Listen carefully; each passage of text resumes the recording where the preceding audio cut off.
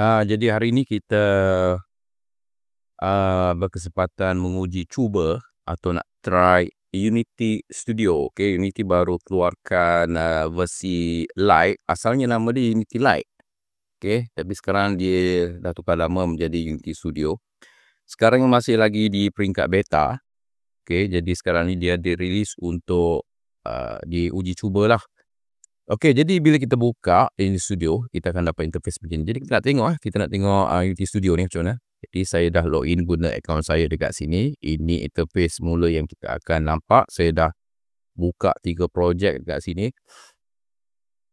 Okey, jadi ini ada web base lah. Dia jalan dekat web. Kalau kita perasan dekat sebelah atas ni, ini adalah dia punya domain URL dia untuk kita run web studio. Jadi saya rasa ni mungkin di masa depan akan boleh run dekat tab kot. Okay, saya belum lagi cuba dekat tab.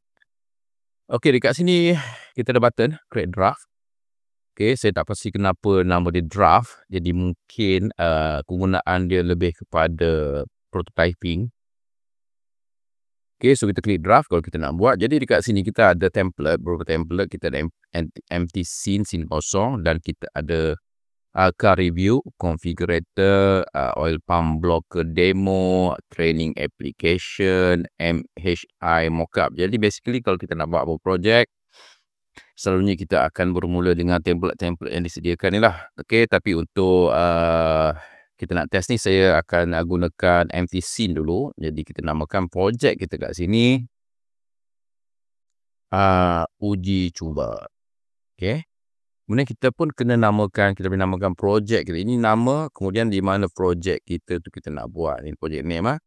Ini nama dia pelik sikit. Ini nama scene, ini nama projek. Prototype. Jadi dalam satu projek tu kita boleh buat beberapa scene lah kan. Sebab ini dah projek, kemudian kita ada nama lain tau. Okay, ini scene, ini projek, lebih kurang macam tu lah. Alright, kita pun ada draft. Okay, ini nama draft. Ini nama draft. Uji cuba ni adalah nama draft. Kemudian prototype adalah nama projek. Jadi setiap draft akan berada dalam projek. Alright, kita klik create. Jadi kita akan dapat interface macam ni.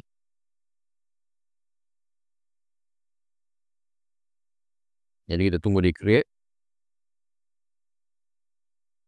Okay, so permulaan kita akan dapat interface yang agak cun, kemas dan simple. Macam jadi siapa yang biasa dengan Unity ni, kita tak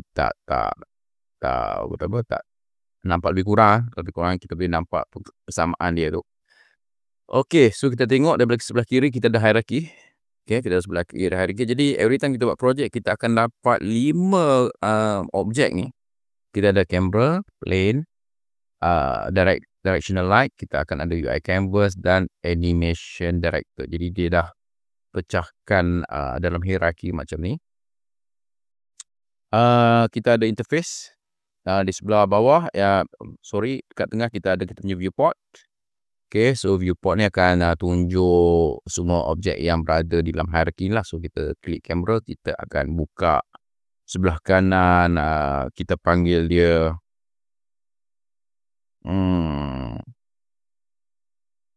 preference. Okay, kita panggil dia preference kita panggil dia. Okay, kalau kita kat plane, ini adalah setting untuk plane. Okay, kemudian kalau directional light, ini adalah directional simple lah. Dia punya komponen pun simple. Ini kita panggil komponen, transform, ada komponen light, ada komponen UI canvas pun kita ada komponen dia dekat sini. Directional director. Okay, directional director. Right. So saya pergi semula ke bawah. Kita tengok bila kita buka the animation director tadi, kita dah tertukar ke timeline dekat sini. Macam mana saya nak patah balik? Saya tukar kat sini kot. Kan ini timeline. Macam mana kita nak tukar semula ke kita punya Windows tadi? Kalau back, sekejap. Plane. Kita nak balik kepada ni kot. tunjukkan. Ini kita punya transform menu. Kita ada transform menu kat sini. Saya tak pasti macam mana saya nak alih keluar daripada ni kot. Okay, ini dia. Saya tutup. Alright. So dia punya tu kat atas, jadi kita tak berperasan. So kita boleh import asset. Basically kita ada default asset dia bagi kat sini. Kita ada button, capsule, cube, cylinder, directional light, empty object. Ini empty object lah ni. Image, input, field, plane, quad, sphere, text, UI canvas. Basically dia tak categorizekan lah. Dia campak je dalam tu. Ini my asset kat sini. Okay, so saya kalau nak guna kita tarik je cube ke sini. Right, cylinder kita boleh tarik cylinder. Okay, so dia akan ada dalam kita punya hierarchy. Kalau kita masukkan empty, kita boleh letak empty kita kosong-kosong. Okay, contoh dia kosong-kosong. Boleh letak kita parent kan, rack. Okay, kita boleh parent kan. Contoh. Okay, so cara move macam biasa kita boleh klik ni, move, klik button move. Mana saya punya button move? Okay, ini dia, move. Okay, so kalau buka contoh. Okay, contoh kita tak, bila kita buka parent, kita tak ada control Kita tak ada control untuk parent. Jadi kita kena pergi ke objek, baru kita dapat kita punya transform icon ni. Okay, jadi untuk transform, untuk move kita pakai, kita tak ada shortkey QWER. Kita punya shortkey untuk move kita transformation kita kena pakai button ni. So kita ada rotate. Okay, rotate dia. Untuk pasti X, Y dan Z. Okay, kemudian kita boleh scale. Saya select objek yang ini, saya boleh scale. Jadi kalau kita nak proportion, kita boleh pakai yang tengah. Kalau kita nak ubah bentuk, kita boleh pakai paksi mana yang sesuai kita rasa. Kalau saya tekan Ctrl D, sorry, tak boleh. Ctrl D tak boleh. Dia tak pakai, Ctrl D tak pakai. Dia tak pakai Ctrl D, dia akan pakai dekat sini. Kalau saya select ni, saya select cylinder tadi, saya boleh duplicate kat sini, button dia duplicate. So saya akan dapat saya rasa ini disebabkan mungkin dia cater untuk tab tau. Okay, jadi sebab tu dia banyak bergantung pada button. Dia tak bergantung pada shortkey. Okay, mungkin kita boleh run dekat tab ni. Okay, kalau saya macam mana saya nak rename dia? Sinilah. Okay, ini dia. Coin, contoh dia coin. Okay, saya nak rotate coin, saya boleh rotate berapa darjah kita nak, 90. Okay, saya rasa dia memang dah plan cater untuk tablet. Okay, jadi so kita boleh rotate, kita boleh scale dan kita boleh select. Kita boleh select all macam ni pun boleh. Okay, select all macam ni pun boleh. Kemudian kita akan nak delete pun pakai button delete. Okay, kita nak delete, kita pakai button delete. Tapi kalau kita delete parent, dia akan delete semua. Okay, saya masukkan semula kat sini. Alright, so ini objek kita. Kita ada apa lagi? Kita ada text. Okay, so text kita kat sini. Okay, sorry. Dia banyak shortkey yang dia tak benarkan kat sini. Contoh. Okay, macam tu Right, so ini text. So kita boleh anchorkan kita punya text kat mana. Basically sekarang ni dekat center. Size kita boleh besarkan. Jadi kita pun nampak tu. Saya memang rasa dia akan pakai tablet ni. Saya nampak dia akan pakai tablet sebab kita tak boleh.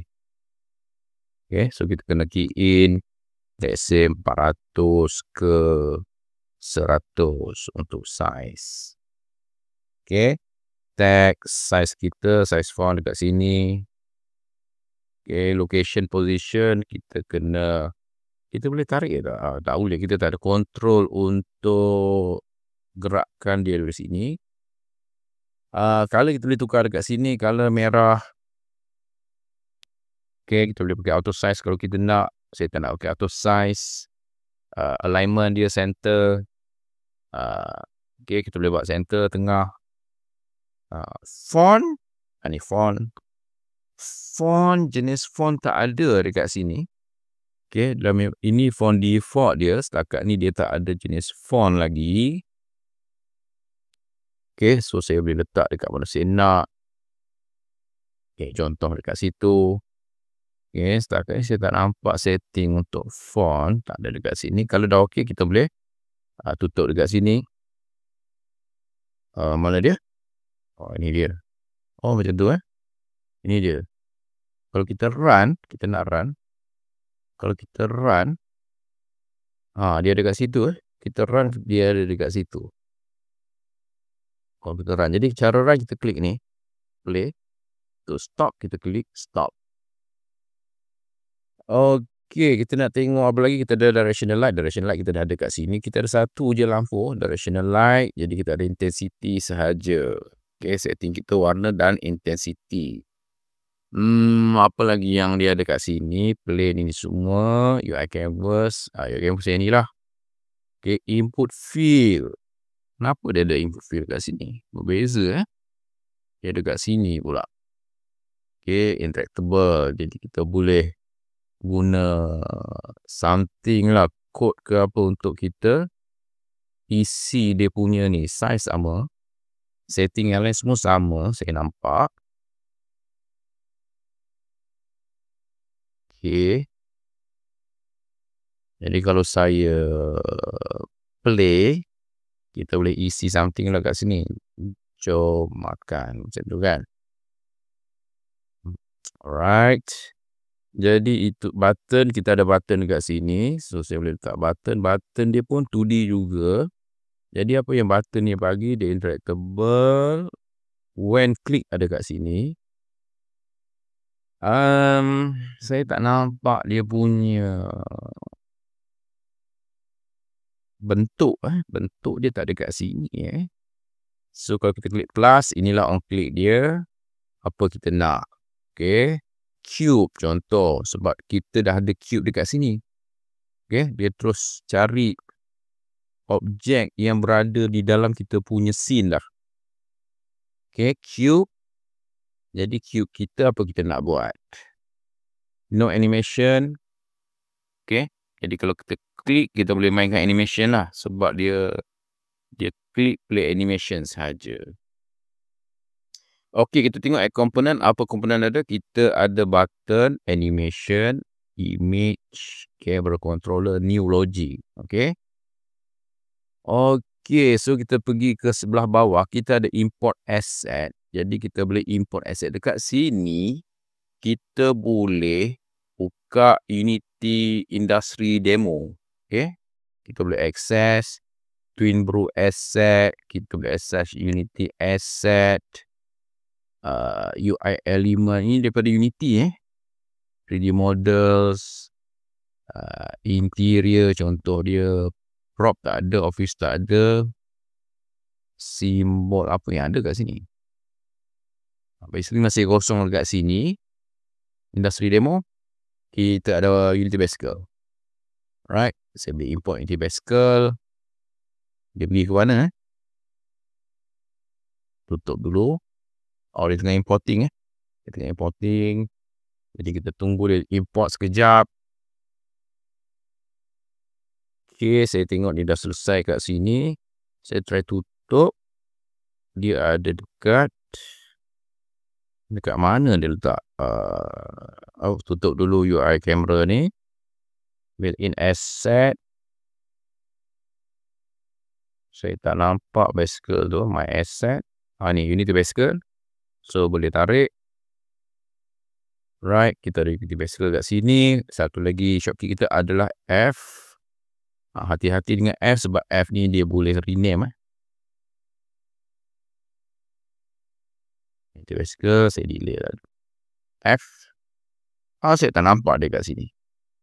Saya tak nampak di dalam scene. Dekat sini saya dah ada. Saya delete dulu. Sini saya dah ada Unity Pascal ni. Saya double klik pun boleh. Dia masuk terus.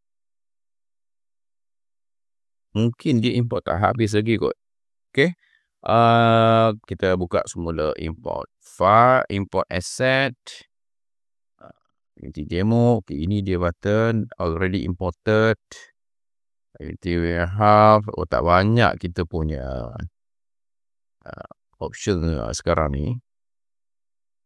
Meski banyak kosong kat sini. Okay, jadi kalau kita import daripada PC, kita pergi ke project. So project saya adalah prototype. Kita pilih add asset. Jadi kita boleh choose format apa yang kita nak. Format yang dia support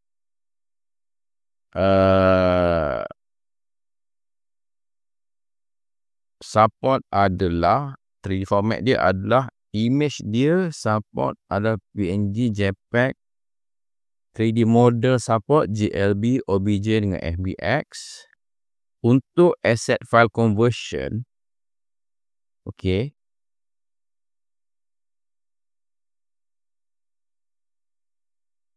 all user, kita boleh format ni semua ni untuk free, untuk all user, USD, PXZ, OBJ, GLTF, Snap. Tapi untuk Pro, ini lesson Unity Pro dan industri, kita support semua format CAD ni. Right. Jadi tapi saya tak ada. Sekejap, saya ada tak? Saya rasa saya ada. Saya ada FBX, tak salah saya. Download Aprilia ni dia boleh import tak? GLTF. Upload.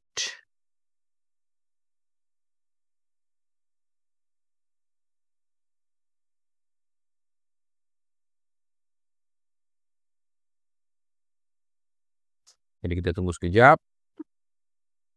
Okey, kita tengok import. Saya select, ini dia. Select import. So dia akan import, masuk ke dalam asset. So kita boleh tutup dekat sini. Dan kita boleh tarik file dia. Saya tak pasti dia kosong je dekat sini. Ini pun kosong je. Ini material saja tak ada mesh. Saya pun tak pasti kenapa dia begitu. Mungkin nanti kita akan. Ini sebab beta lagi kan. Ada isu agaknya. Ini tak nampak mesh dia. Kalau mesh patutnya dia macam ni. Dia akan. Ini pun tak nampak mesh dia. Cuma ada collider. Sepatutnya tak ada masalah. Kalau kita klik play. Ini bicycle kita ada. Bicycle kita ada. Cuma tak nampak dekat ni. Motor kita tak ada. Motor kita, Aprilia kita tak nampak. Patutnya Aprilia kita ada kat sini. Sebab kita tak takut dia kecil. Atau dia tak cukup besar. Kita pun tak tahu. Sebab kita tak nampak dekat sini. Kita tak nampak dia punya view. Sebab ni ada material. Tapi Aprilia kita ni kosong saja. Cuma ada transform. Jadi kita pun suspend juga ni. Tak apa. Bicycle kita dah nampak. Ini dia bicycle kita. Kita tekan F. Aprilia kita kat sini. Tapi tak nampak Aprilia kita. Kalau saya pergi semula dekat import asset. Saya check. Dalam prototype ni. Saya ni projek prototype kan. Kalau buka projekku. Tak ada prototype. Ini dia. 3D model. Betul. Tak ada 3D model. GLTF Mungkin format GLTF ni tak berapa nak cantik lah. Ni GLTF. Itu mungkin tak nak cantik GLTF ni. Patutnya okey dah. Apa lagi yang saya ada Nampaknya saya tak ada. Saya tak ada sebarang file 3D yang saya boleh test. Okey, tak apa. Tapi kita dah dapat idea dia. Kita dah dapat idea macam mana kita nak import file. Cara kita import file. Kemudian saya akan buka. Kita nak tengok dia punya logik tau. Bawah ni nampak ni asset ni. Dia dah pisahkan logik. Jadi dia ada built-in logic dan my logic Jadi ini logic yang dia dah buat. Jadi kalau kita buka logic dia akan nampak macam ni. Ini logic dia. Okay, dia menggunakan block ni, block.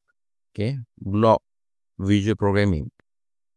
Okay, jadi kalau kita nak create kita punya control camera, inilah cara kita nak control camera kita. Kemudian macam mana kita nak apply dia? Kita apply pada apa tu? Kita ada icon ni menandakan dia ada block pada dia.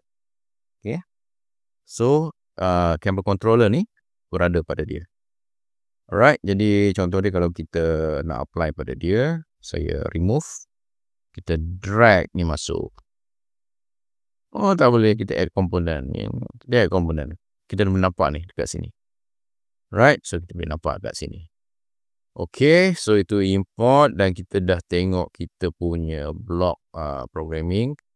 Kita nak tengok publishing Jadi setakat ni publishing saya tengok dia cuma boleh ke web. Okay, Mac dengan Windows belum lagi. Ini uji cuba. Kita boleh password protected pun tak. Password protected kalau kita nak kita boleh password protected. Kalau tak, sebab dia bagi link dia akan bagi web link. Jadi kalau saya tutup, okey, dia tak bagi kalau saya onkan password kita tak boleh publish. Okey, kalau saya offkan password baru kita boleh publish. Okey, so dia akan generate link tau. Kita publish, dia je boleh generate link. Ya, so dia publish ke host. Dia ada cloud sendirilah ni. Okay. Alright, so link ni yang kita akan copy. Kita bagi dekat kawan-kawan. Kalau saya try dekat sini, saya pakai incognito. Alright, saya paste. Ini dia akan buka macam ni lah.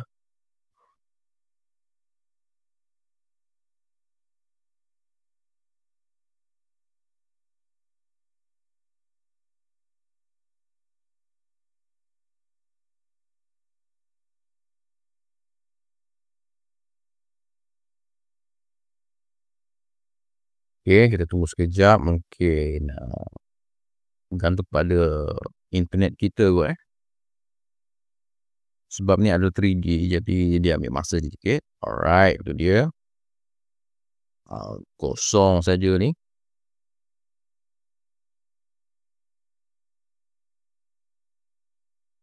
Okay, jadi kita tak dapat apa-apa kat sini. Kita punya scene ni kosong, dia tak boleh nak gerak apa-apa. Alright, so saya tutup dulu. Kita tak tahu mungkin sebab masih dalam beta. Sepatutnya kita akan dapat scene macam ni lah. Sepatutnya kalau kita play ni, kita akan dapat scene macam ni. Saya tak tahu sebab apa kita dapat scene. Mungkin saya ada silap kat mana-mana. Tapi saya rasa semua okey. Kita tengok kepada kita punya file. So kita boleh publish. Tadi kita dah publish. Kita pun boleh export to later. Tapi buat masa sekarang kita tak boleh lagi.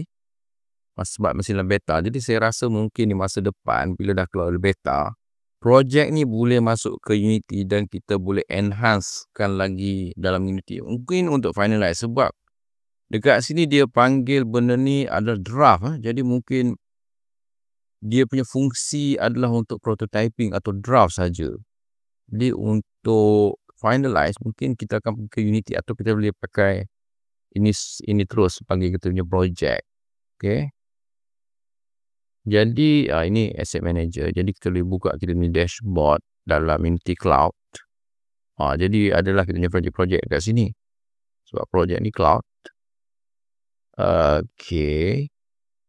Setup. Okay, kita boleh dekat sini. Saya tak mahu sebab publishing tadi kita tak nampak kita punya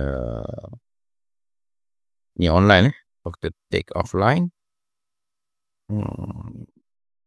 kita tak nampak kita punya apa-apa kita tak nampak apa-apa. Jadi pelik sedikit. Mungkin sebab masih lagi dalam beta. Tapi overall dia amat mudah. Mudah kepada engineer yang nak buat apps. Okay, real time 3D apps menggunakan Unity Studio. Okay, jadi itu saja review kita hari ini tentang Unity Studio. Okay, terima kasih.